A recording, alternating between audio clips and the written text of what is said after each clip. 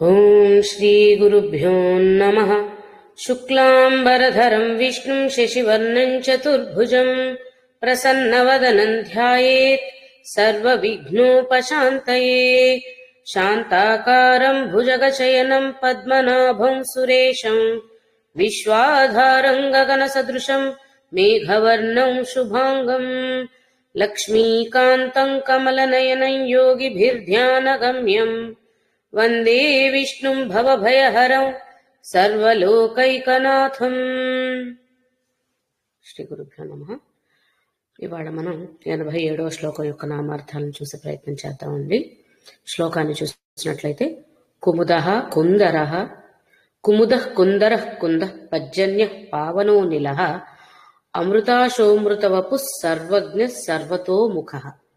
ఇక్కడ వచ్చే నామాలు కుముదః, కుందరః, కుందః, పర్జన్యః, పావనః, అనిలః, అమృతాశః, అమృతవపుః, సర్వజ్ఞః, సర్వతోముఖః.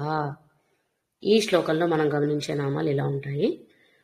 కాబట్టి మొదటి నామం చూసినట్లయితే కుముదః అన్నప్పుడు అది ఒక ఆనందానుభూతిని సూచించేదిగా మనకి తెలిసిన ఒక సామాన్యార్థం.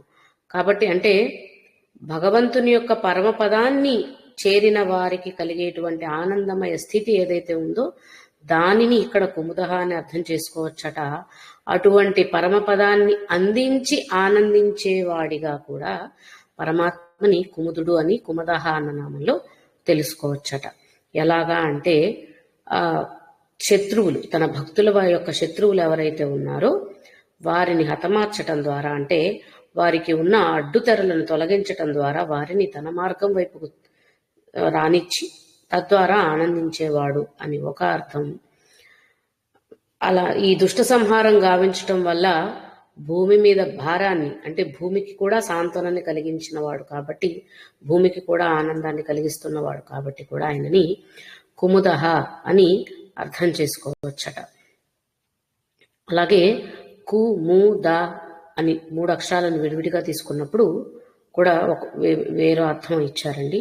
కు అన్న శబ్దానికి భూమి అన్న అర్థాన్ని, ము అంటే ముక్తి, దహ అంటే ఇచ్చేవాడు, దాత అన్న అర్థాలను గ్రహించి కూడా మనం ఇందాక చెప్పుకున్నట్టు భూమికి ఆనందాన్ని కలిగించేవాడు లేదా భూమి పైన ఉన్న వారికి ముక్తిని ప్రసాదించేవాడు.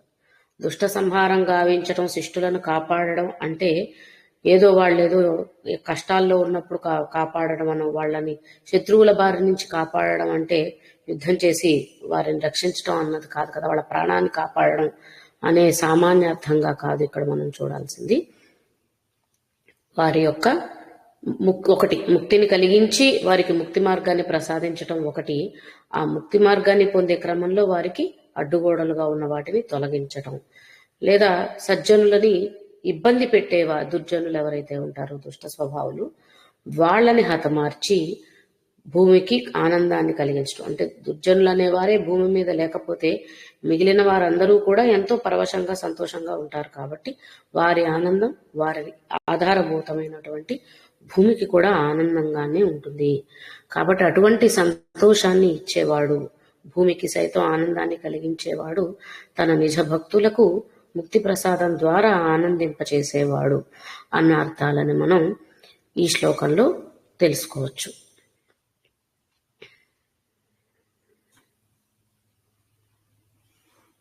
అదేవిధంగా మరొక అర్థం కూడా ఎలా చెప్పారు అంటే, ఈ సృష్టి రచన అనేది, అంటే సృష్టి చేయడం, దాన్ని జాగ్రత్తగా నడపడం, తిరిగి లయం చేసుకోవడం, సృష్టి స్థితి లయ కార్యక్రమంలో ఏవైతే ఈ బృహత్తర కార్యక్రమాన్ని భగవంతుడు నిర్విఘ్నంగా చేస్తూనే ఉంటాడో అదే ఆయనకి ఎంతో ఆనందదాయకమైన విషయం అట. ఎందుకంటే అవి ఆయన మాత్రమే చేయగలిగిన గొప్ప పనులు. అటువంటి గొప్ప పనులు చేయడం వల్ల కలిగే ఆనందాన్ని, మొదము అంటే సంతోషము కాబట్టి అటువంటి ఆనందాన్ని పొందుతున్న వాడిగా భగవంతుణ్ణి కుముదః అన్న నామంలో గ్రహిస్తున్నాము.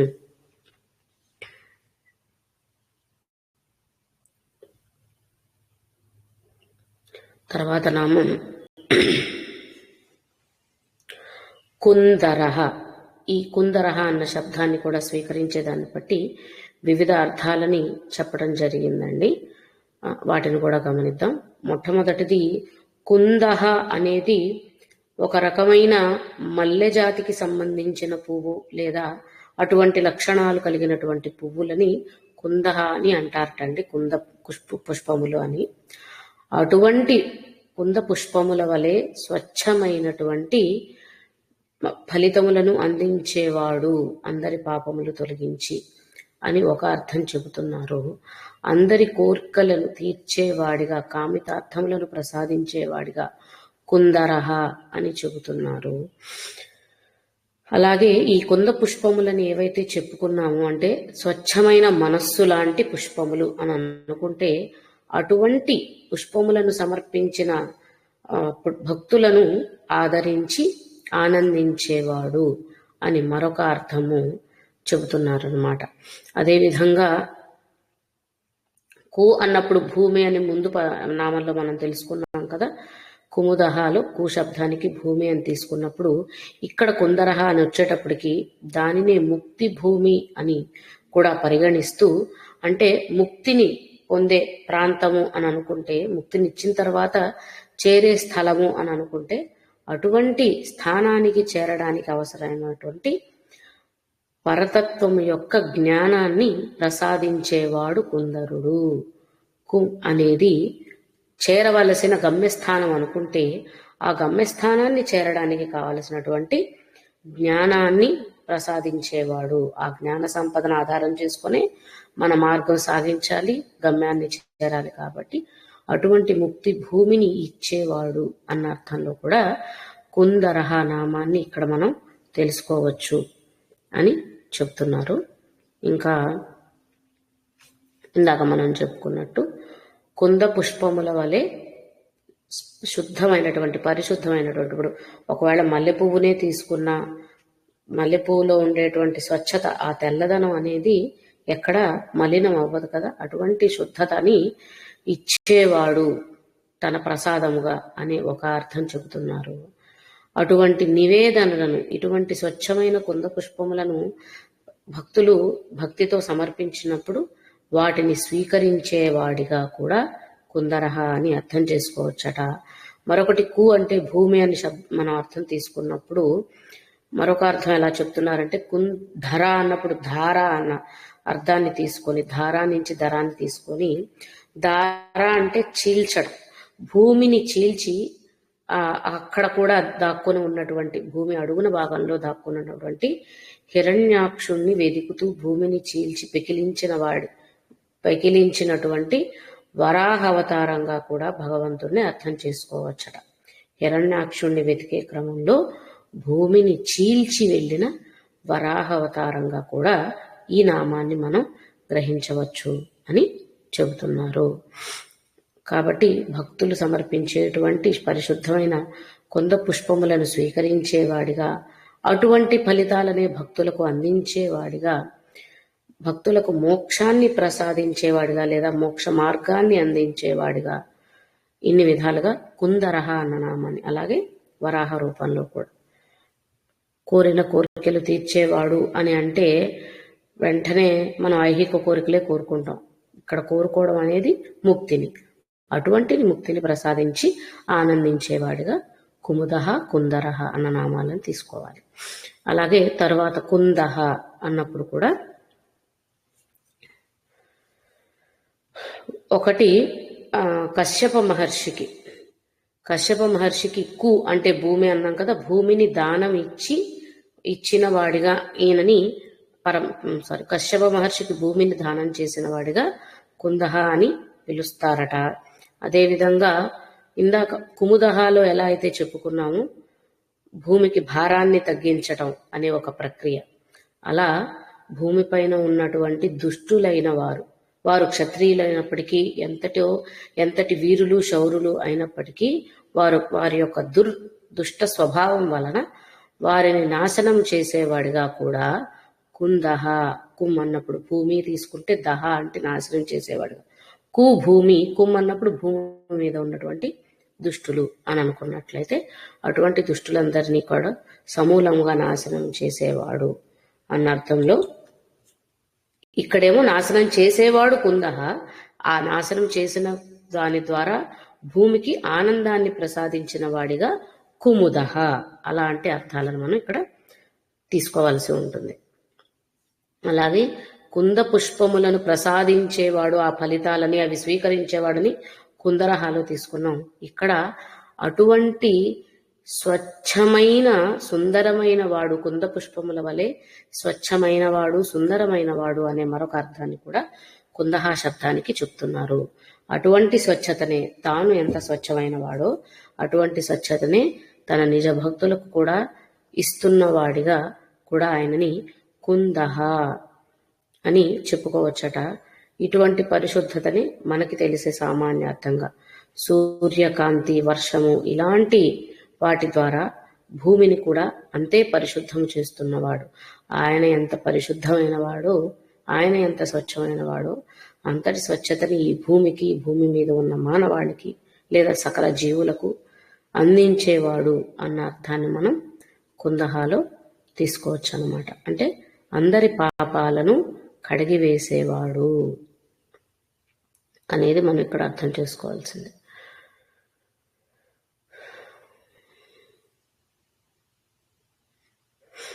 ఇందాక మనం చెప్పుకున్నట్టు భూమిపైన ఉన్నటువంటి దుష్ట క్షత్రియులను సైతం సంహరించేవాడు అన్న అర్థానికి చెప్తున్న ఉదాహరణ అండి, కార్తవీర్యుడి బాహువులను ఖండించిన భార్గవ రామావతారంగా ఇక్కడ ఉదాహరణ తీసుకొని అలా ఆ విధంగా దుష్ట క్షత్రియులైన వారు ఎంతటి వారినైనా సరే సంహరించేవాడు, సమూలముగా నాశనం చేసేవాడు అని చెప్తున్నారు.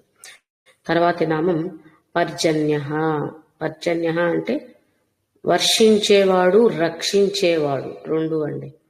జనులను రక్షించేవాడు, మేఘము వలె వర్షించి భక్తుల తాపత్రయములను దూరము చేసేవాడు. వర్షం మనకు తెలిసిన ఈ సాధారణ వర్షం కురవడం వల్ల భూమికి ఉండే తాపం, వేడి అనేది తగ్గుతుందండి, అంతే కదా, భూమిని చల్లబరుస్తుంది.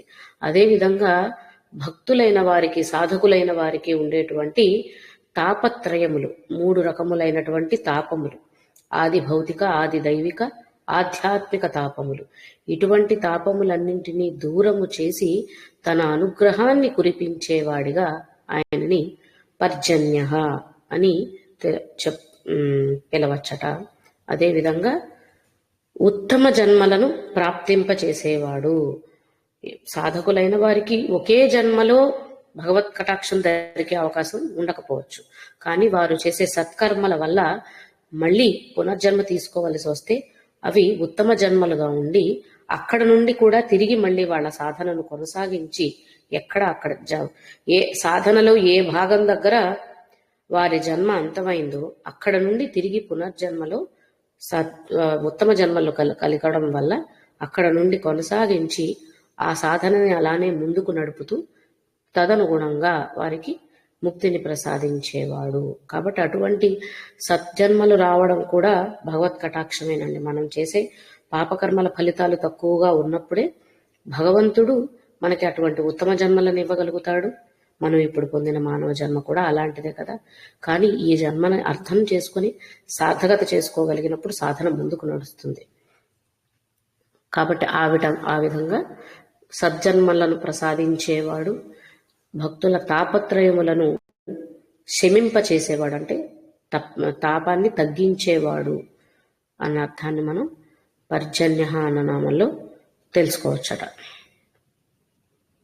అదేవిధంగా వర్షించేవాడు అన్నప్పుడు మేఘావృతమై వర్షాన్ని కురిపించేవాడు, భూమి తాపాన్ని తగ్గించేవాడు అని ఒక అర్థాన్ని తీసుకున్నా, కోరుకున్న వారికి కోరుకున్నంత ఇచ్చేవాడు అని ఎప్పుడు చెప్పుకుంటూ ఉంటాం కదా. అలాంటి కోరికలను వర్షించేవాడిగా కూడా ఆయనని పర్జన్యుడు అని తెలుసుకోవచ్చట. కొండలంత వరములు గుప్పెడువాడు అని అన్నమయ్య గారు పాడినట్టు కొండలంత వరాలనైనా సరే, అంటే ఆయన ఇచ్చే వరాలు కూడా అంతే గొప్పగా ఉంటాయి, అంత ఉన్నతమైన వరాలని గుప్పెడువాడు అంటే కుమ్మరించేవాడు, అందించేవాడు అన్న అర్థం అన్నమాట. కాబట్టి ఈ విధంగా పర్జన్య అన్నప్పుడు మనం వర్షించేవాడు, కాపాడేవాడు, రక్షించేవాడు ఇలాంటి అర్థాలను మనం తాపత్రయములను తగ్గించేవాడు. అలా పర్జన్య అంటే వర్ష రూపంలో తెలుసుకుందాం అనుకున్నాం. ఇందాక భూమికి శాంతి కలిగించేవాడు, ఇప్పుడు వర్షించేవాడు నీరు రూపంలో అని అనుకుంటున్నాం. అంటే పంచభూతాత్మికంగా ఉన్న పరమాత్మ తత్వాన్నే మనం ఈ నామాల్లో గ్రహిస్తున్నాం అని అనుకోవచ్చు. తరువాతది పావనః. పావనః పవనః రెండు రకాల అర్థాలని శబ్దాలను తీసుకొని చెప్పారండి. పెద్దగా అర్థ వ్యత్యాసం కూడా ఉండదు. పవనమైనదే పావనము చేసేది. పావనం చేసేది అంటే ఏంటి? మన పాపాలను కడిగివేసేది, మనల్ని పావనమునర్చేది. దాన్నే పావనము అంటారు. పవనము అనన్నా కూడా అలానే మన పాపాలన్నింటినీ, లేదా పవనము అన్నప్పుడు గాలి, నీరు, అగ్ని ఇటువంటి రూపములలో పవిత్రము చేసేవాడు అన్న అర్థాన్ని పవనః అన్న నామానికి ఇచ్చారండి. అలాగే పావనః అన్నప్పుడు రక్షించేవాడిగా ఒక అర్థాన్ని చెప్పారు.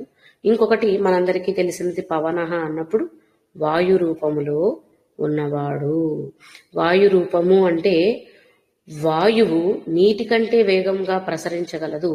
ఎప్పుడైనా ఎక్కడికైనా ఎలాంటి పరిస్థితులకైనా సరే చేరగలుగుతుంది. అటువంటి వాయు రూపములో ఉండి వాయు రూపములో లేదా వాయు వేగములో తన భక్తులను కాపాడడానికి ఎప్పుడూ సంసిద్ధుడై ఉండేవాడు. వాయువు వెళ్ళినంత వేగంగా మరేది వెళ్ళలేదు కాబట్టి తనని ఒక్కసారి సర్వస్వ శరణాగతి వేడిన భక్తులు ఎవరు కనిపించినా, తన నామం మనస్ఫూర్తిగా చేస్తున్న వారు ఎవరు కనిపించిన భగవద్ధ్యానం, అటువంటి వారిని కాపాడడానికి, రక్షించటానికి, తనలో కలుపుకోవడానికి అంతటి వాయువేగముతో పయనించి వారిని చేరుకుంటాడు అన్న అర్థాన్ని కూడా మనం పవనః అన్న నామంలో గ్రహించవచ్చట. కాబట్టి వాయువు రూపంలో ఉండేవాడు, అలాగే ఆ రూపం వల్ల అంత వేగంగా భక్తులను కాపాడగలిగిన వాడు, రక్షించగలిగిన వాడు అన్న అర్థాన్ని మనం తీసుకుంటున్నాం అన్నమాట.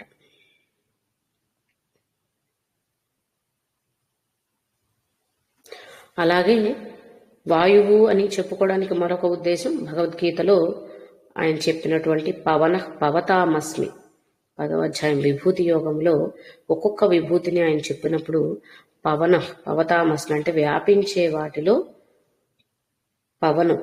వాయువును నేను అని పరమాత్ముడే చెప్పుకొని ఉన్నాడు. కాబట్టి అటువంటి చలించే లక్షణం, పవిత్రము చేసే లక్షణం కలిగి ఉన్న వాయువు రూపంగా ఆయనని గ్రహించవచ్చు అని చెప్తున్నారు. అదేవిధంగా స్మరణ మాత్రము చేత పవిత్రమనరించేవాడు, స్మృతి మాత్రేణ పునాతి ఇది పవనః.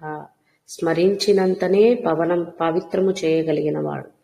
పవనము పావనము రెండు ఈ పవిత్రమునర్చటము అనే గుణాన్ని చెబుతున్నాయి. కాబట్టి ఏది తీసుకున్నా పర్వాలేదని చెప్పారు. అందుకని వేరు భాష్యకారులు వివిధాలుగా పావనః అని కొంతమంది, పవనః అని కొంతమంది చెప్పడం జరిగిందనమాట. కాబట్టి రెండిటికి ఉన్న అర్థమైతే ఒకటే.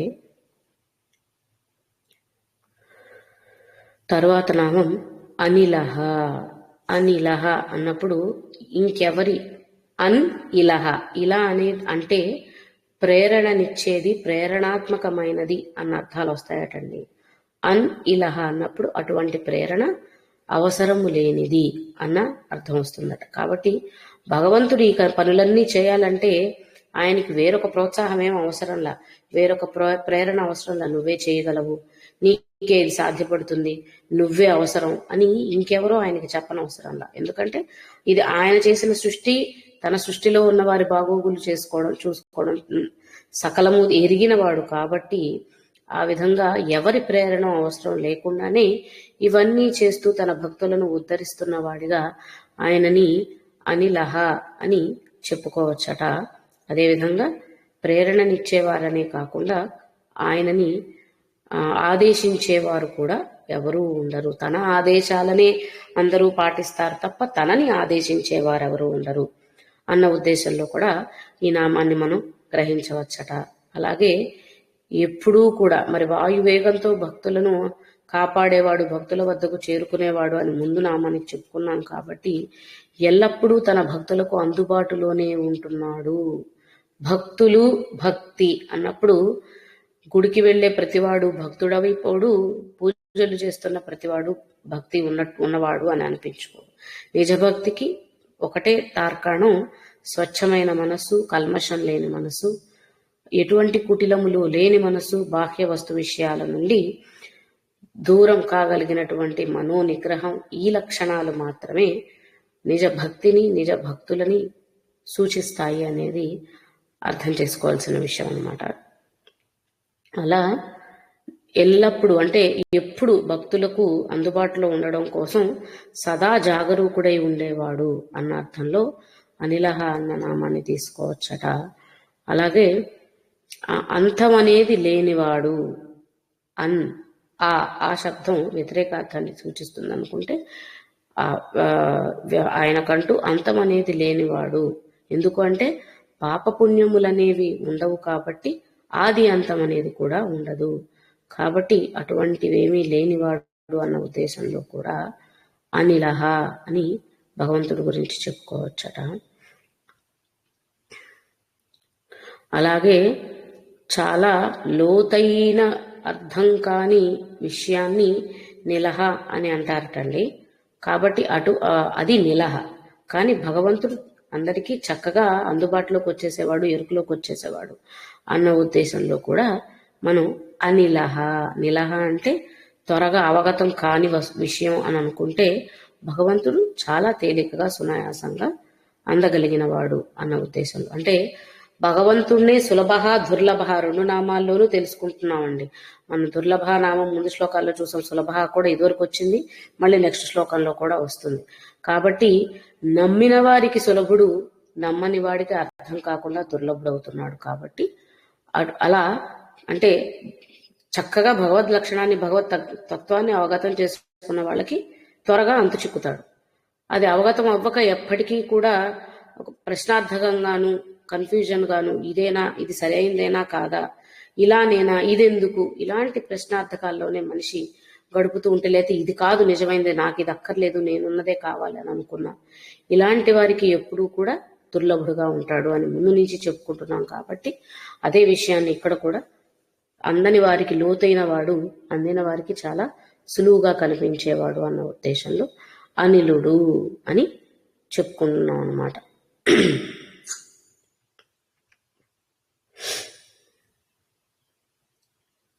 అలాగే ఇలతి అంటే నిద్రాణ స్థితిలో ఉండడం, లేదా బద్ధకంగా మందమతులు అంటారు చూడండి, అలాంటి స్థితిని ఇలతి అన్నది తెలుపుతుందంట, అజ్ఞానాన్ని సూచించే విధంగా. కానీ భగవంతుడు సంపూర్ణ జ్ఞానమయుడు కాబట్టి ఆయన అనిలహ. ఇలహ అంటే ఇలతి అన్న శబ్దం నుంచి రూపాంతరం చెంది అనిలహ. ఇలహ ఇలతి, ఇలతి నుంచి ఇలహ అవుతుంది. ఆ ఇలహ శబ్దం నుంచి దానికి అన్న శబ్దాన్ని జోడిస్తే అనిలహ అయి అనిలహ అన్న అర్థాన్ని సంపూర్ణ జ్ఞాన స్వరూపుడిగా భగవంతుణ్ణి సూచించే విధంగా చెప్పుకోవచ్చు అని చెబుతున్నారు.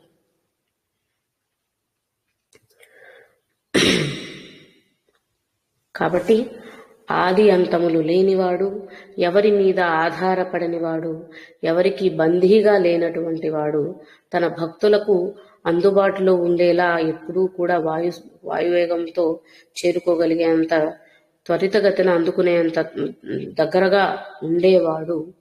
ఇలాంటి అర్థాలన్నింటినీ మనం అనిలహ అన్న నామానికి తీసుకోవచ్చు.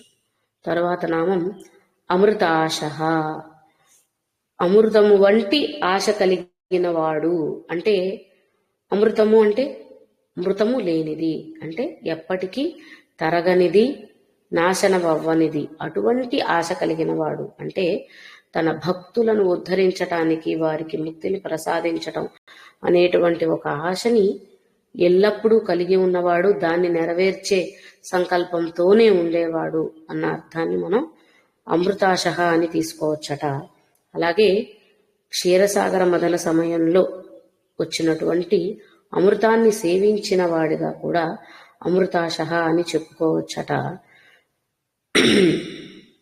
ఇందాక మనం చెప్పుకున్నట్టు అమృతము అంటే ఎప్పటికీ నశించనిది, ఎల్లప్పుడూ జీవంతోనే ఉండేది, మొక్కవోని దీక్ష అంటూ ఉంటారు చూడండి, అలా ఎల్లప్పుడూ ఫలించేటువంటి సంకల్పాన్ని కలిగి ఉన్నవాడు. అన్న ఉద్దేశంలో కూడా అమృతాశ అన్న నామాన్ని చెప్పుకోవచ్చట. అలాగే తన సృష్టిలో ఉన్నటువంటి జీవులందరికీ అవసరమైన వాటన్నింటినీ కూడా అనంతముగా అందించేవాడు, లభింపచేసేవాడు. ఎందుకంటే ఆయనకున్న సంకల్పం అమృతం అని చెప్పుకున్నప్పుడు, అమృతము అంటే పానీయము అన్న అర్థము చెప్పుకుంటున్నామండి, మృతము కానిది అన్నది అమృతం అవుతుంది అన్న అర్థాన్ని కూడా తీసుకుంటున్నాం. కాబట్టి ఆయనకున్న ఇచ్ఛ అటువంటిది, తన భక్తులను ఉద్ధరింపజేయడం అన్నప్పుడు వారికి కావలసినవన్నీ కూడా అంతే సుభిక్షంగా అందింపచేస్తూ ఉంటాడు. కాబట్టి కూడా భగవంతుడిని అమృతాశ అని అర్థం చేసుకోవచ్చట.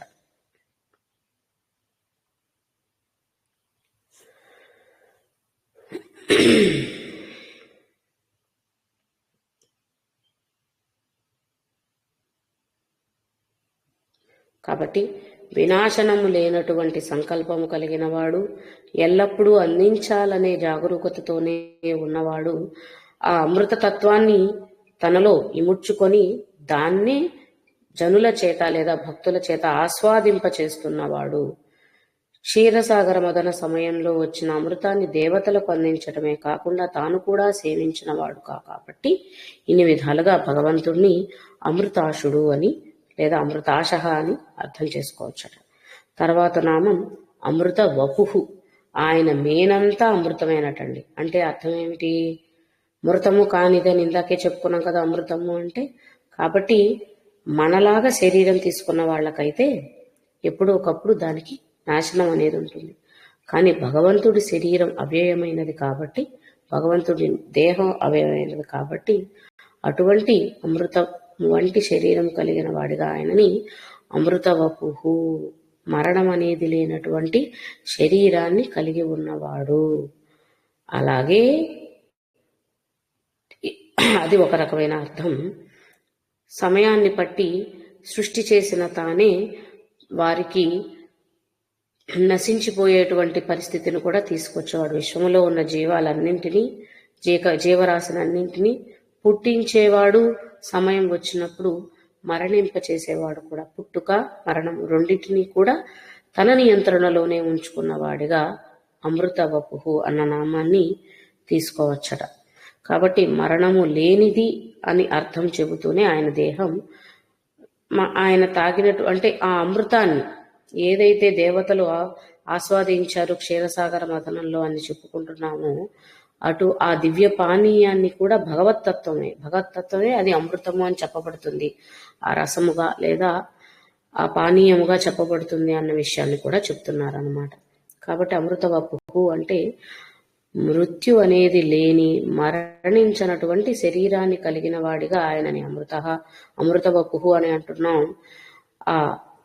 ఆయన మేనంతా అమృతము అని అనుకున్నప్పుడు ఏదైతే అమృత పానం ఉందో, పానీయం, అది కూడా భగవంతుడే, భగవత్తత్వమే అని అర్థం చేసుకుంటున్నాం. కాబట్టి భగవంతుడు అనేవాడు భౌతికంగా లేదా ఈ జన్మలో, ఆ యుగంలో, ఈ అవతారంలో అని చెప్పుకున్నప్పటికీ అలా భౌతికంగా కనిపించేది మాత్రమే భగవంతుడు కాదు.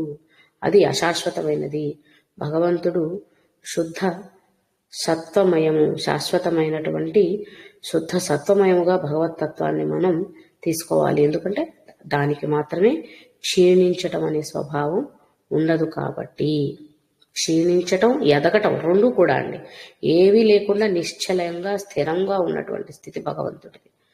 కాబట్టి ఆ విధంగా మనం ఈ నామంలో భగవంతుడిని అమృతవపుహు అని తెలుసుకోవచ్చు. తర్వాత సర్వజ్ఞ నామమే తెలిపేస్తుంది అన్నీ తెలిసినవాడు అని. మరి అన్నీ తెలిసినవాడు కాబట్టే అంటూ ఉంటారు కదా, మీ పూర్వాపరాలు పుట్టు పూర్వోత్తరాలు అని.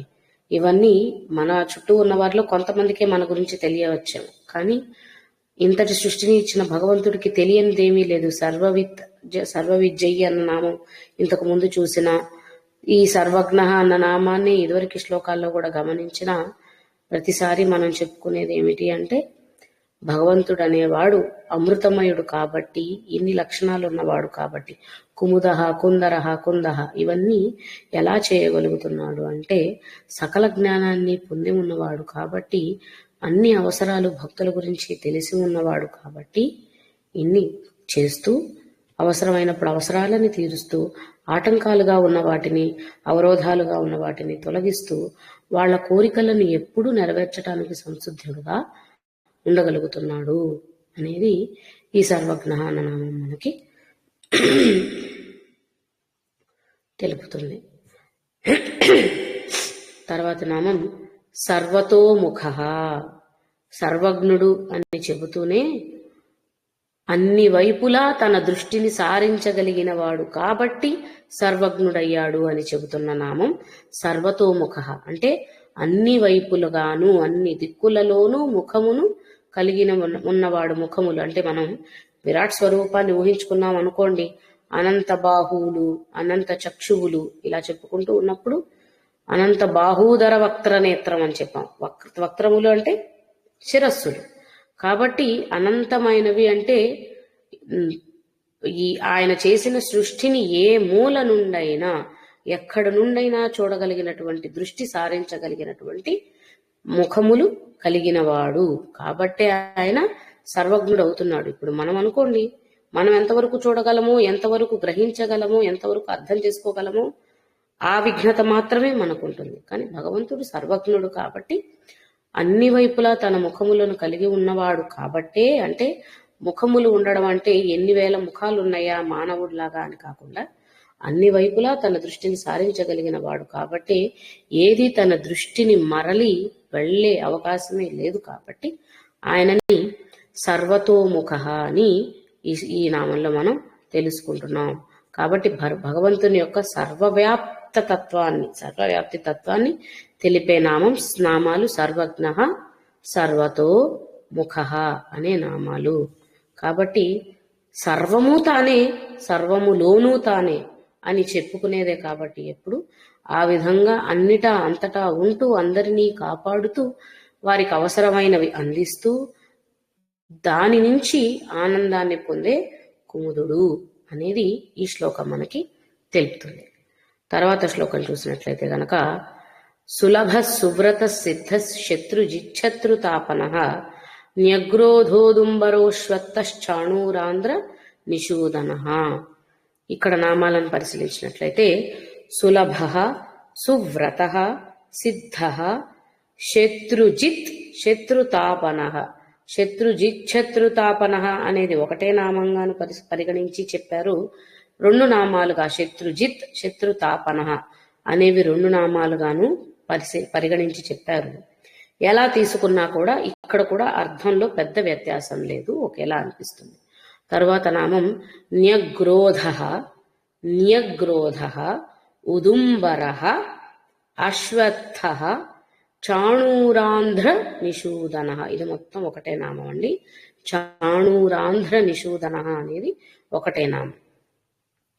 కాబట్టి ఇప్పుడు వరకు మనం చెప్పుకున్నట్టు మనం కొంద ఆ శ్లోకానికి ముందు చెప్పుకున్న నామాల్లో కఠోరమైన ఎంతో నిగ్రహంతో కూడిన దీక్ష చేసిన వారికి మాత్రమే అందేవాడు, లేదంటే దుర్లభుడు. ఇయే కదా మనం తెలుసుకున్న నామాలు శబ్దంతో అక్కడ దుఃఖాన్ని తొలగించేవాడని చెబుతూనే ఎలా పడితే అలా ఉంటూ ఏదో మేం చేసేసాం కాబట్టి భగవంతుడు మాకు అందేస్తాడు అని అనుకున్న వారి భ్రమను తొలగించడానికి చెప్పిన అర్థాలు అక్కడ. తర్వాత కొందర అన్నప్పుడు భూమిపైన వారు లేదా భూమి మీద ఉన్న మానవాళిని ఆదుకోవడానికి సదా జాగరూకుడై ఉన్నవాడు, వారు పిలిచినంతనే, తలచినంతనే, స్మరించినంతనే వారి చెంతకు చేరగలిగినటువంటి వేగాన్ని కలిగి ఉన్నవాడు. ఇలాంటి అర్థాలు ముందు శ్లోకంలో చూసాం. కాబట్టి అంత తేలికగా అందుతున్న వాడిగా ఇక్కడ ఆయనని సులభ అని తెలుసుకుంటున్నాం. కాబట్టి సులభ అన్నప్పుడు ఒకటి సుఖములను సౌఖ్యములను కలిగించేవాడు అని అర్థం. తేలికగా లభించేవాడు. భగవంతుణ్ణే సదా నమ్ముకున్న వాడికి, భగవద్ధ్యానం తప్ప మరొకటేమీ ఎరుగని వాడికి, ఇంకా ఆయన్ని మాత్రమే సర్వస్వ శరణాగతి వేడిన వారికి వెంటనే వారి దగ్గరికి చేరుకొని వారిని అనుగ్రహిస్తాడు అన్న అర్థాన్ని తెలిపే నామం సులభ అనే నామం అన్నమాట.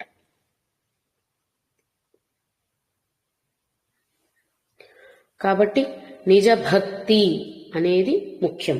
అటువంటి భక్తి ఉన్న వారికి తేలికగా దొరుకుతాడు. కాబట్టి అటువంటి భక్తులను అనుగ్రహించేవాడు భక్త సులభుడు అవుతున్నాడు.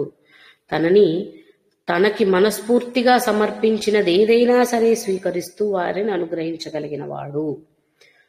పత్రం పుష్పం ఫలంతోయం భగవద్గీత శ్లోకం మళ్ళీ చెప్పుకున్నా కానీ అదే అర్థం వస్తుంది. కాబట్టి అలాగే ఇంకొక శ్లోకం, అనన్య చేతా సతతం యోమాం స్మరతి నిత్యశః తస్యాహం సులభ పార్థ నిత్యయుక్తస్య యోగినః. ఇతర విషయములేవీ లేకుండా సతతము నన్ను మాత్రం అంటే ఎల్లవేళలా నిత్యము నన్నే స్మరించే వారికి సులభుడిగా అందుతాను నేను అని అర్జునుడికి కృష్ణ పరమాత్మ చెప్పిన ఉద్దేశంలో ఉన్నటువంటి శ్లోకం. వారి యొక్క చిత్తాన్ని తనయందే నిలిపి తననే నిత్యము స్మరిస్తున్నప్పుడు ఎల్లప్పుడు అటువంటి వారికి తొందరగా దొరికేవాడు, అటువంటి వారి యందు భక్తులు సులభుడిగా నడుచుకునేవాడు అన్న అర్థాన్ని మనం సులభ అన్న నామంలో చూస్తున్నాం. తరువాత సువ్రత, వ్రతము అంటే సంకల్పము, దీక్ష అన్న అర్థాలు. ఇది మనకి 49వ శ్లోకంలో కూడా వచ్చిందండి. సువ్రత సుముఖ సూక్ష్మ సుఘోష సుఖద సుహృత్. అలాగే ఇప్పుడు మళ్ళీ వచ్చింది. కాబట్టి అటువంటి సు అనేది శుభాన్ని సూచిస్తుంది, మంగళాన్ని సూచిస్తుంది అనుకుంటే అటువంటి దృఢమైన వ్రతాన్ని కలిగి ఉన్నవాడు లేదా ఆచరించేవాడు అన్న అర్థంలో భగవంతుడిని సువ్రత అని చెప్పుకోవచ్చట. ఏమిటి ఆయన యొక్క దృఢ వ్రతము? మనలాగా పూజలు పునస్కారాలు ఆయనకు అవసరం లేదు కదా. మరి ఆయన వ్రతం ఆచరించడం ఏమిటి అని అంటే తన భక్తులను సదా ఆదుకునేవాడిగా ఉండడం, భక్తులకు కావలసినవి ఇవ్వడం అనేదే ఆయన యొక్క వ్రతం అట. ఆయన సంకల్పం భక్తులకు కావలసినవన్నీ అందిస్తూ వారిని ఎల్లవేళలా కాపాడుకుంటూ వారికి ముక్తి మార్గాన్ని బోధిస్తూ తిరిగి తనలోనికి తీసుకోవడం అనేదే ఆయనకున్నటువంటి గొప్ప దృఢమైన వ్రతము. అటువంటి వ్రతాన్ని కలిగిన వాడిగా, చేస్తున్నవాడిగా, చేసేవాడిగా భగవంతుణ్ణి సువ్రత అని చెప్పుకోవచ్చు అని చెబుతున్నారు. కాబట్టి ఆయనని శరణుజొచ్చిన వారు ఎలాంటి పరిస్థితుల్లో ఉన్నా, ఏ స్థితిలో ఉన్నా, ఎక్కడ ఉన్నా, ఎలా ఉన్నా సరే తప్పకుండా వారిని ఆదుకునేవాడు, తన దగ్గరికి తీసుకునేవాడు, తన హక్కును చేర్చుకునేవాడిగా ఆయనని సువ్రతుడు అని చెప్పచ్చట. మరొకటి మనకి భగవద్గీతలో కూడా సాత్విక ఆహారాలు, సాత్విక అంటే సత్వరజస్తమో గుణాలను కలిగించేటువంటి రకరకాల ఆహారాల పదార్థాల గురించి చెబుతూ అటువంటి వాటిలో సరైన ఆహార నియమాలు అంటే సాత్విక ఆహారాన్ని మాత్రమే తీసుకోవడం వల్ల మనిషి యొక్క మానసిక స్థితి ఎలా పెరుగుతుంది, మారుతుంది, తద్వారా వారు భగవంతుడికి ఎంత చేరువవుతారు అనేవన్నీ భగవంతుడు అంటే ఎటువంటి ఆహారాన్ని తీసుకోవాలనే దాన్ని కూడా అక్కడ మనకు చెప్పి ఉండడం జరిగింది. కాబట్టి అలాంటి అర్థాన్ని తీసుకొని ఆహార విషయంలో ఉండేటువంటి నియమాల ద్వారా కూడా ఈ నామాన్ని మనం అర్థం చేసుకోవచ్చట. సువ్రత అని అన్నప్పుడు అంటే ఏది పడితే అది, ఎలా పడితే అలా తినేసేయడం కాదు, దాన్ని కూడా ఒక పద్ధతిగా నియమం ప్రకారం స్వీకరించేవాడు, అటువంటి కఠిన నియమాలను ఆచరించేవాడిగా సువ్రతుడు అని చెప్పుకోవచ్చట.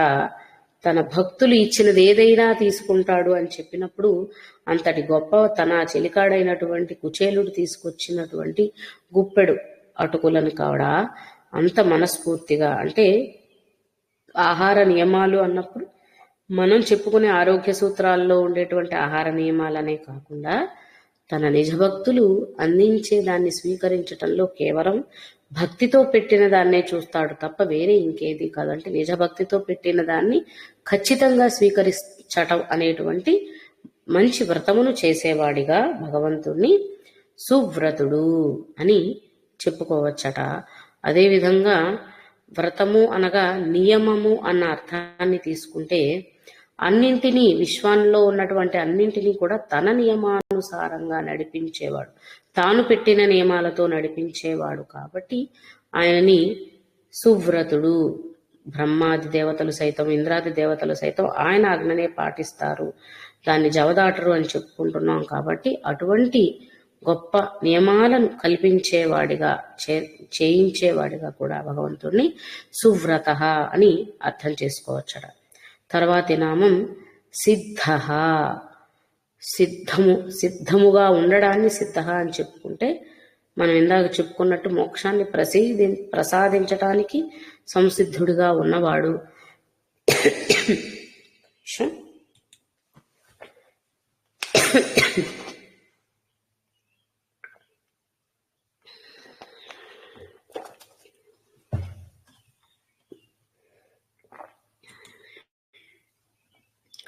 భక్తుల కోసం సిద్ధముగా ఉన్నవాడిగా సిద్ధ అని చెప్పుకోవచ్చట.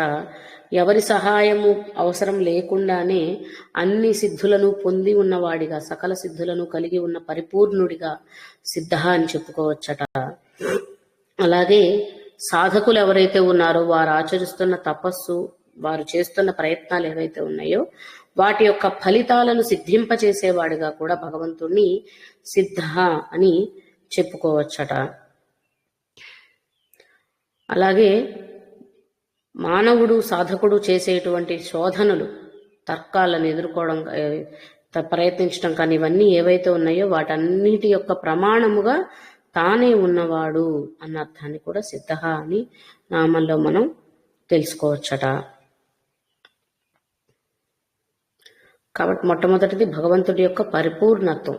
ఎవరితో సహాయం లేకుండా సకల సిద్ధులను కలిగి ఉన్నటువంటి పరిపూర్ణ తత్వాన్ని మనం సిద్ధ అన్న నామంలో తీసుకుంటున్నాం. అదేవిధంగా భక్త సులభుడు అని సులభ అన్న నామంలో చెప్పుకున్నాం. కాబట్టి అటువంటి సులభుడైన భగవంతుడు ఎక్కువ కష్టం లేకుండానే సిద్ధించేవాడిగా కూడా ఆయనని సిద్ధ అని చెప్పుకోవచ్చట. మనకి ఇది కూడా ముందు వచ్చినాయి. సిద్ధార్థ, సిద్ధ సంకల్ప, సిద్ధిద, సిద్ధి సాధన అన్న నామాలని 27వ శ్లోకంలో కూడా చూసాం. కాబట్టి సిద్ధికి సంబంధించిన అర్థాలు అక్కడ తెలుసుకున్నాం. కాబట్టి అటువంటి సన్నద్ధతని, సిద్ధముగా ఉండడాన్ని, సాధింపబడడాన్ని ఇక్కడ మనం అర్థం చేసుకోవచ్చు. ఎవరి అవసరం లేకుండా అన్ని సిద్ధుల్ని కలిగి ఉన్నవాడు, పొందినవాడు అని అంటే అర్థం ఆయన ఎవరిపైన ఆధారపడలేదు. తన ఆధారంలోనే, తన ఆధారంతోనే, తన అధీనంలోనే సకల సృష్టిని ఉంచుకునగలిగిన వాడు. కాబట్టి ఆయన పరిపూర్ణ సిద్ధుడు అని పిలువబడతాడు. అందువల్ల ఆయనకి సిద్ధ అన్న నామాన్ని కూడా ఇవ్వడం జరిగింది. అలాగే భక్తులైన వారు చేసేటువంటి ప్రయత్నాలన్నింటినీ కూడా సిద్ధింపచేసేవాడు. భక్తుల ప్రయత్నాలు ఏముంటాయి? ఆయన అందుకోవటమే కదా. అంటే వారందరికీ సిద్ధించేవాడు అన్న అర్థాన్ని మనం అందులో తీసుకోవచ్చు. తర్వాత నామాలు ఇందాక మనం అనుకున్నట్టు శత్రుజిత్, శత్రుతాపన అని ఒక నామం, శత్రుజిత్, శత్రుతాపన అని 2 వేరు నామాలు. ఈ విధంగా మనం ఇక్కడ చూడవచ్చు.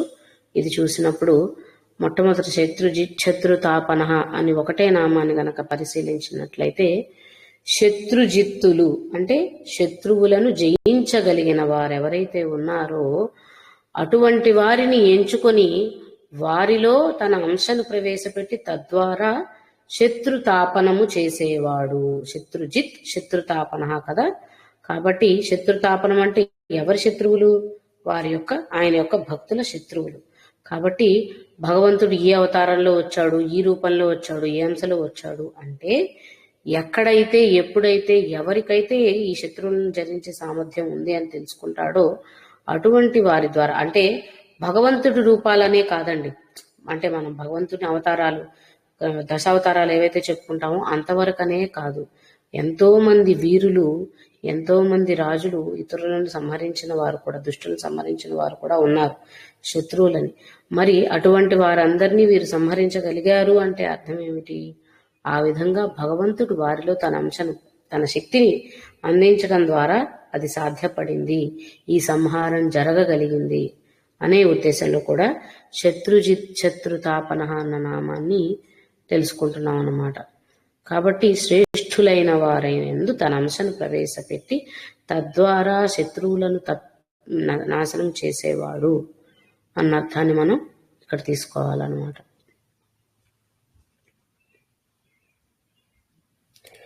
ఇంకా ఇప్పుడు శత్రుజిత్, శత్రుతాపన అని విడివిడిగా చూసినట్లయితే, శత్రుజిత్ అంటే శత్రువులను జయించేవాడని ముందు చెప్పేశాం కదా.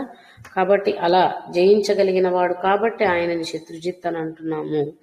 ఆ శత్రువులను జయించటం అంటే బాహ్య శత్రువులు, అంతఃశత్రువులని 2 రకాలుగా చెప్పుకుంటే ఏ శత్రువునైనా జయించగలగడం అదొకటి. అలాగే ఈ శరీరమే ఆత్మ నిజమైనది అన్న భావన ఎవరికైతే ఉంటుందో అటువంటి భావనను జయించడానికి తోడ్పడేవాడిగా కూడా భగవంతుణ్ణి శత్రుజిత్ అని అర్థం చేసుకోవచ్చట. ఎందుకు అంటే ఈ శరీరమే ఆత్మ అన్న భ్రమ ఏదైతే ఉందో అది తొలగిపోతే నిజమైన ఆత్మస్వరూపుడైన పరమాత్ముని చూడగలుగుతాము. అటువంటి జయాన్ని కలిగించేవాడు అనే ఉద్దేశంలో శత్రుజిత్ అని చెప్తున్నారు. అదేవిధంగా ఇదివరకు మనం చెప్పుకున్నట్టు ఆయన చేసిన ప్రతి సృష్టిలో ఉన్నటువంటి జీవరాశికి కూడా తాను స్వయంగా శత్రువులను పోరాడేటువంటి శక్తిని ఏదో ఒక రూపంలో, పాము కోరలు అవ్వచ్చు, పెద్ద పెద్ద పక్షుల కాలి గోళ్ళు అవ్వచ్చు, ఇలాంటివేవో ఒకటి ఉన్నాయి కదా ప్రతి జీవికి కూడా. ఇవన్నీ ఏమిటి అంటే ఆత్మరక్షణార్థం శత్రువుల నుండి తమను కాపాడుకోవడానికి అవ్వచ్చు, శత్రువులను సంహరించడానికి లేదా హింసించడానికి కూడా కావచ్చు. ఇలాంటి రచనలన్నీ చేస్తూ తద్వారా జీవకోటిని ఉద్ధరిస్తున్నవాడు కాబట్టి ఆయనని శత్రుజిత్ అని పిలవచ్చు అని చెబుతున్నారు. ఎందుకు అంటే తన వారి శత్రువులే తన శత్రువులు కూడా అవుతారు కాబట్టి అటువంటి శత్రువులను జయించటమే ఆయన తక్షణ కర్తవ్యం. తద్వారా ఆయన గెలుస్తాడు, తన వాళ్ళు రక్షించబడతారు. కాబట్టి పురాణ కథల్లో ఎన్నోసార్లు దేవతలకు అండగా ఉండడం కోసం అసుర సంహారం చేసిన కథలని ఎన్నోసార్లు వింటూ వచ్చాం. ఎందుకు అంటే వారి శత్రువులు తనకు కూడా శత్రువులను భావించి అటువంటి వారి వల్ల వారికి హాని జరగకుండా కాపాడుతున్నాడు కాబట్టి. అలాగే శరీరమే ఆత్మ అనే భావం గురించి మాట్లాడుకుంటే ఎప్పుడైతే ఈ దేహం మీద వ్యామోహం తగ్గదో తద్వారా వచ్చేటువంటి కోరికలు ఏవైతే ఉన్నాయో అవి చాలా బలపడి దృఢంగా ఉంటాయి. కాబట్టి ఈ దేహం మీద ఉన్న వ్యామోహాన్ని తగ్గించుకోకపోతే ఈ కోరికలని పెకిలించి వేయడం కష్టమవుతుంది, లేదా వాటిని అంతం చేయడం కష్టమవుతుంది. ఎంతసేపటికి ఈ శరీరంతో ఇక్కడే ఉండిపోవాలి, ఈ పరిస్థితుల్లోనే జీవితాన్ని సాగించాలి అనుకున్నంత వరకు కూడా మనం కట్టుకున్న ఇంటి మీద వ్యామోహం ఉండొచ్చు, మనతో బంధుత్వం బంధం ఏర్పరచుకున్న వారి మీద ప్రేమ కావచ్చు, మనం జన్మనించిన వారి మీద పెట్టుకునే ఆప్యాయత అనురాగాలు కావచ్చు. ఇలా ఏదో ఒక బంధనం మనల్ని గట్టిగా కట్టిపడేస్తుంది. దానివల్ల మన సాధన ముందుకు సాగలేదు. కాబట్టి అటువంటివన్నీ తొలగించుకోగలిగినటువంటి ఆ శత్రువులను జయించగలిగిన సామర్థ్యాన్ని ప్రసాదించాలి అంటే అది భగవంతుడి వల్లే అవుతుంది. కాబట్టి ఆయనని మనం శత్రుజిత్ అని తెలుసుకుంటున్నాం అనేది అర్థమవుతుంది. తర్వాత శత్రుతాపనః అన్నప్పుడు మరి ఆ శత్రువులను గెలవాలి అని అంటే మొట్టమొదట చేయాల్సింది ఏమిటి? మనలో అంటే భక్తుల హృదయాలలో వచ్చేటువంటి దురాలోచనలను కూడా నాశనం చేయగలగటం. అంటే ఏదైనా కోరిక కలుగుతున్నా కోరికని అణిచివేయగలగటం, అది దుర్మార్గపు కోరిక అయితే పూర్తిగా తొలగించగలగటం. కోరిక అనేది ఏ రూపంలో అయినా ఉండొచ్చు, మంచి చేసేదవ్వచ్చు, చెడు చేసేదవ్వచ్చు. ఆ మంచి చెడు ఎవరు చేస్తున్నారనే దాని మీద ఆధారపడి ఉంటుంది. కాబట్టి ఒకరికి నష్టపరిచేటువంటి కోరిక ఏదైతే ఉందో అటువంటి తాపాన్ని నశింపచేసేవాడుగా శత్రుతాపనః అని చెప్తున్నారనమాట. అలాగే శత్రువులను హింసించేవాడిగా కూడా శత్రుతాపనః అని చెబుతున్నారు. కాబట్టి భగవంతుడు అనేవాడు శత్రువులను జయించే సమర్థతని కలిగిస్తాడు, ఆ శత్రువులను కూడా పూర్తిగా మట్టు పెట్టగలిగిన వాడు అన్న రెండు అర్థాలని మనం శత్రుజిత్, శత్రు తాపనః అన్న నామాల్లో తెలుసుకోవచ్చు అన్నమాట. కాబట్టి దేవతలైన వారికి, మానవులైన వారి యొక్క శత్రువులు ఎవరైతే ఉన్నారో వారందరినీ తపింపచేసేవాడు అన్న అర్థాన్ని మనం శత్రుతాపనఃలో తీసుకుంటున్నాం. తర్వాత న్యగ్రోధోదుంబరః, ఇది న్యగ్రోధః ఉదుంబరః రెండు నామాలుగా తీసుకున్నట్లయితే న్యగ్రోధః అన్నప్పుడు మూలమైనప్పటికీ చిన్నదిగా ఉన్నప్పటికీ కూడా ఉన్నతముగా ఉన్నది అన్న అర్థంలో చెప్తున్నారండి. మొట్టమొదటిది చిన్నదైనా కూడా అంతే, ముందు ఉండి కూడా అన్నిటికంటే ఎత్తులో ఉన్నది అన్న అర్థం చెప్తున్నారు. దీనికి ఎలాంటి వివరణ తీసుకున్నామంటే ఒక బీజం అనేది ఏదైతే అంటే విత్తు ఏదైతే ఉందో ఆ విత్తు పరిమాణం చాలా చిన్నగా ఉంటుంది.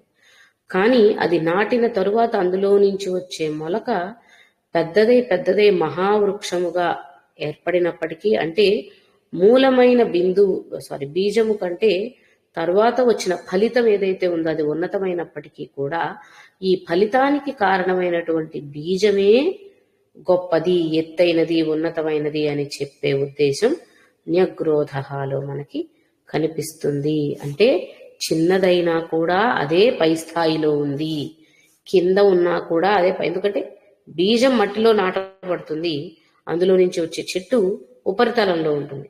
కాబట్టి కింద ఉన్నది విలువలేనిదని కాదు, ఆ కింద దాని వల్లే పైనున్న దానికి ఉనికి. కాబట్టి ఇదే దానికంటే గొప్పది అని చెప్పే ఉద్దేశం ఇక్కడ మనకు అర్థం చేసుకుంటున్నాం. అంటే ఇంతటి సృష్టిని కావించినటువంటి బీజశక్తిగా, బీజమూర్తిగా ఉన్నది భగవంతుడు. కాబట్టి ఇంత విశాలమైన సృష్టిని చూసి సంబరపడిపోవడం, ఈ సృష్టిలో నేను భాగంగా ఉన్నానని గొప్పగా భావించడం కాకుండా, ఇంతటి సృష్టికి, ఇంతటి అందమైన సృష్టి రచనకి కారణమైన బీజస్వరూపమైన భగవత్ శక్తి ఏదైతే ఉందో అదే ఎప్పటికీ ఉన్నతమైనది, దాన్ని అధిగమించింది మరొకటి లేదు అని తెలుసుకునే ఉద్దేశం మనకి న్యగ్రోధ అని తెలుపుతుంది. దీనికి ఏం పోలిక చెప్పారంటే మర్రి చెట్టును తీసుకొని చెప్పారండి. మర్రి చెట్టు బయట ఎంత వ్యాపించి విస్తరించి కనిపిస్తుందో భూమిలో కూడా అంతే విస్తారాన్ని కలిగి ఉంటుందంట. అడుగును కూడా, భూమి కింద కూడా, భూమి ఉపరితలంలో ఎంత విస్తరించి పెరిగి ఉందో పెద్ద మహావృక్షంలాగా భూమి అడుగున కూడా అంతే విస్తారం కలిగి ఉంది. కాబట్టి భూమి పైన ఉన్నది గొప్పదైపోవట్లేదు, అడుగుంది కూడా అంతే శక్తి సామర్థ్యాలను కలిగి ఉంది. కాబట్టి దాన్ని ఇక్కడ ఉదాహరణగా చెబుతూ న్యగ్రోధ అన్న నామాన్ని చెప్తున్నారన్నమాట. కాబట్టి ఆయన సృష్టిలో ఉన్నటువంటి పిపీలికాది చిన్న క్రిమికీటకాదుల యొక్క రక్షణ కూడా అంత ఉన్నతంగా చేసేవాడు, వాటిని కూడా మిగిలిన వాటితో సరి సమానంగా చూసేవాడు.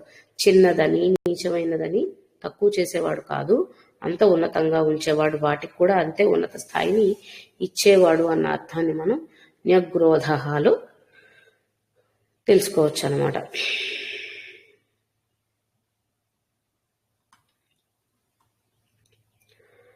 తర్వాత నామం ఉదుంబరః. అంబరము అంటే ఆకాశము అనుకుంటే ఉత్, అంబరః ఉదుంబరః. ఉత్ అంటే ఉన్నతమైనదిగా, అన్నిటికంటే ఉత్కృష్టమైన స్థానాన్ని సూచించేదిగా ఉదుంబరః నామాన్ని తీసుకోవచ్చట. అలాగే పీతాంబరమును ధరించిన వాడిగా కూడా భగవంతుణ్ణి ఉదుంబరః అని చెప్పుకోవచ్చట. కాబట్టి భగవంతుని స్థానం ఏమిటి అంటే అంత ఉన్నతమైనది, ఆయన యొక్క పరంధామం అంత గొప్పగా, అంత ఎత్తులో అందనంతగా ఉంది. అటువంటి స్థానములో ఉన్నవాడు కాబట్టి ఆయనని ఉదుంబరుడు లేదా ఉదుంబరః అని చెప్పుకోవచ్చు అని చెబుతున్నారు. కాబట్టి అంటే అంబరానికి మించిన ఉన్నత స్థాయిని, స్థితిని కలిగి ఉన్నవాడు లేదా అంతకంటే గొప్పవాడైన వాడు అని భగవంతుణ్ణి, ఆకాశము కంటే, ఆకాశమే అందనంతెత్తులో ఉంటుంది, అంతటి ఆకాశానికంటే కూడా మిక్కిలి ఉన్నత స్థాయిలో లేదా పై స్థాయిలో ఉండేవాడు, అందరికంటే కూడా అధికుడైన వాడిగా ఉదుంబరః అని చెప్పుకున్నాం. ఎందుకంటే న్యగ్రోధోదుంబరః కలిపి చెప్పినప్పుడు చిన్నదానికి కూడా పెద్ద స్థితి ఇవ్వగలిగిన వాడు, అంతకంటే ఉన్నత స్థితిలో ఉన్నవాడిగా ఈ రెండు నామాలని కలిపి అర్థం చేసుకోవచ్చు అన్నమాట. కాబట్టి ఫలితం ఏదైతే ఉందో దానికంటే కూడా ఫలితానికి కారణమైన మూలం సూక్ష్మముగా ఉంటుంది, కానీ ఆ సూక్ష్మమైనదే ఆకాశానికి మించిన ఉన్నత స్థితిలో ఉంటుంది అనేది ఈ రెండు నామాలు మనకి తెలుపుతున్న విషయాలన్నమాట. అలాగే విశ్వ పోషకకర్తగా కూడా ఉదుంబరః అన్న నామాన్ని తీసుకోవచ్చటండి. ఎందుకంటే ఉర్కన్న శబ్దం ఆహారాన్ని సూచిస్తుందట. ఆ భావనతో తీసుకున్నప్పుడు ఇంతటి సృష్టికి, ఇంతటి విశ్వానికి కూడా పోషకకర్త తానుగా ఉన్నాడు కాబట్టి ఆ విధమైన అర్థాన్ని కూడా ఉదుంబరః అన్న నామంలో తీసుకోవచ్చట. అలాగే శబ్దస్వరూపముగా కూడా ఉదుంబరః అన్న నామాన్ని భగవంతునిలా ఉత్కృష్టమైన శబ్దాలు లేదా ఉన్నతమైన వేద వాక్కులు ఏవైతే ఉన్నాయో వాటి స్వరూపముగా కూడా భగవంతుని ఉదుంబరః అని అర్థం చేసుకోవచ్చట. ఇది కలిపి తీసుకున్నట్లయితే న్యగ్రోధోదుంబరః అని అన్నప్పుడు ఏం చెప్తున్నారు అంటే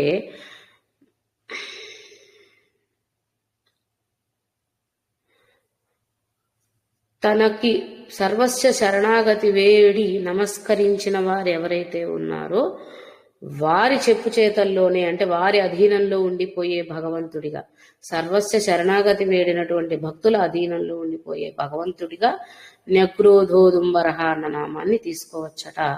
అదేవిధంగా ఐశ్వర్యమయుడైనటువంటి లక్ష్మీ సమేతుడైనటువంటి ఆ పరమాత్మ యొక్క వైభవత్వాన్ని, ఉన్నతమైన పరమపదాన్ని సూచించే నామంగా కూడా, అంటే అంత గొప్ప స్థితిలో ఆ లక్ష్మీ సమేతుడైన పరమేశ్వరుడు దేవతల చేత ఆరాధించబడుతున్నాడు అన్న అర్థాన్ని కూడా న్యగ్రోధోదుంబరహ అన్న శబ్దంలో తీసుకోవచ్చట అన్న నామంలో. తర్వాత అశ్వత్థ, ఇందాక మర్రి చెట్టు చెప్పుకున్నాం, ఇప్పుడు రావి చెట్టు చెప్పుకుంటున్నాం, వటవృక్షం. అశ్వత్థ వృక్షముగా ఆయనని సూచించడం.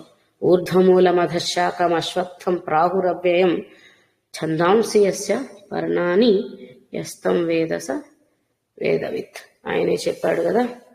కాబట్టి ఊర్ధ్వగతిగా అంటే అధోగతిగా కూడా లోతుగా పాకిపోయి ఉన్నవాడిగా కూడా ఆయనని అశ్వత్థ అని చెప్పుకోవచ్చట. అదేవిధంగా అనిత్యములైనటువంటి శాశ్వతము కానటువంటి పదవులు బ్రహ్మాది దేవతలకు అందించినవి ఏవైనా సరే, ఇంద్రుడైనా బ్రహ్మ విష్ణు మహేశ్వరులైనా సూర్యచంద్రాదులైనా ఎవరి తీసుకున్నా వారికి ఇచ్చిన పదవులన్నీ అనిత్యమైనవి, అంటే శాశ్వతమైనవి కాదు. ప్రళయాంత కాలంలో వారు కూడా భగవంతుల్లో కలిసిపోవలసిందే. అటువంటి వాటిని ప్రసాదించిన వాడిగా, అంటే అశ్వత్థ ఇలా విడతీసుకుంటే శ్వ అనేది రేపటిని సూచిస్తుందండి. ఇక్కడ అశ్వ అంటే రేపు అనేది లేనిది, అంటే అనిత్యమైనది అనేదాన్ని సూచిస్తూ అశ్వత్థ అంటే భగవంతుడి యొక్క నిశ్చలత్వాన్ని సూచించేది. ఈరోజు, రేపు, తరువాత, నిన్న, భూత భవిష్యత్ వర్తమాన కాలాలేవి లేనివాడు, యుగ యుగాలుగాను తరతరాలుగాను సనాతనముగా ఉన్నవాడు భగవంతుడు. కాబట్టి ఆయన తహ అనేది స్థిరముగా ఉన్నవాడు, స్థానాన్ని ఏర్పరచుకున్నవాడు, ఇలాంటి అర్థాలను సూచిస్తుంది అనుకుంటే అశ్వ రేపు అనేది కానివాడు, రేపు అనేది లేనివాడు. ఎందుకంటే ఆయన నిత్యుడు. నిత్యమైన వాడికి నిన్న, రేపు, ఇవాళ అనే తారతమ్యం ఉండదు. కాబట్టి అటువంటి నిత్య సత్వగుణాన్ని లేదా నిత్య సత్యతత్వాన్ని తెలిపే నామంగా అశ్వత్థ అన్న నామాన్ని తీసుకోవచ్చని, అలాంటి అనిత్యమైన పదవులను నియమించిన వాడిగా కూడా ఆయనని అశ్వత్థుడని చెప్పుకోవచ్చని చెబుతున్నారు. కాబట్టి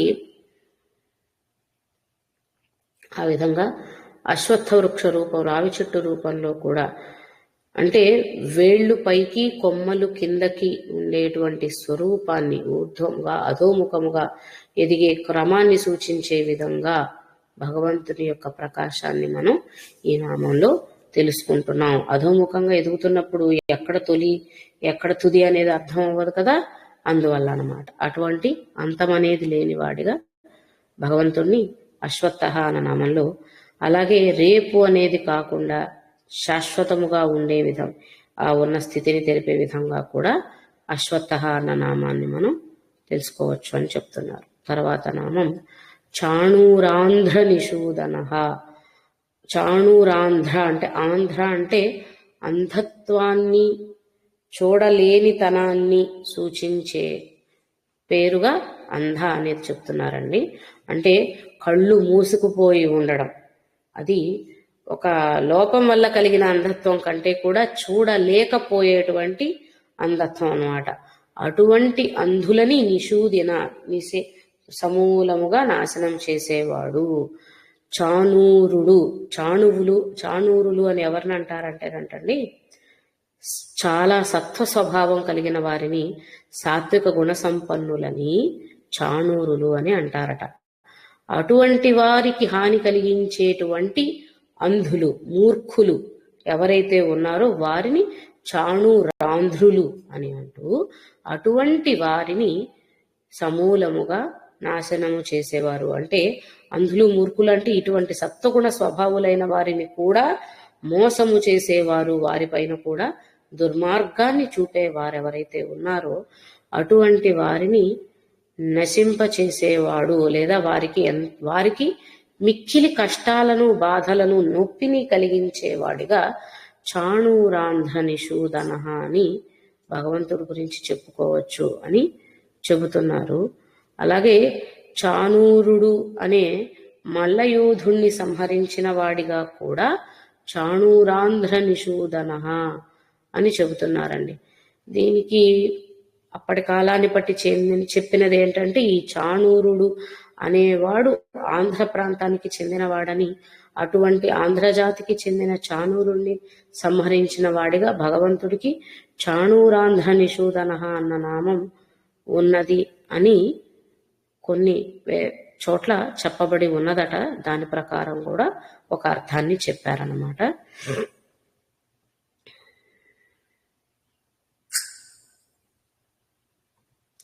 ఈ ఆంధ్రదేశానికి సంబంధించిన చాణూరుణ్ణి కంసుడు కృష్ణుణ్ణి చంపడానికి పంపితే అప్పుడు అటువంటి చాణూరుణ్ణి చంపిన కృష్ణ పరమాత్మని చాణూరాంధ్ర నిషూదన అని గ్రహించవచ్చు అని చెప్తున్నారు.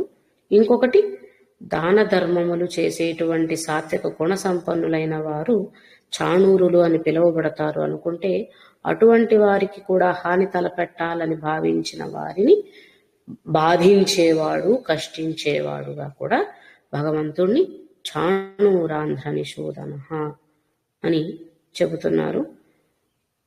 అలాగే దుర్యోధనాదులందరినీ కూడా ఇలాంటి చాణూరాంధ్రులుగా చెప్పుకోవచ్చటండి. ఎందుకంటే వాళ్లతో పాటే ఉన్నటువంటి భగవత్తత్వాన్ని గ్రహించలేనటువంటి మూర్ఖాంధకారంలో ఉండిపోయారు కాబట్టి ఇలాంటి వారందరినీ సంహరించిన వాడిగా, బాధించిన వాడిగా భగవంతుణ్ణి ఈ నామంలో తెలుసుకోవచ్చు అని చెప్తున్నారు.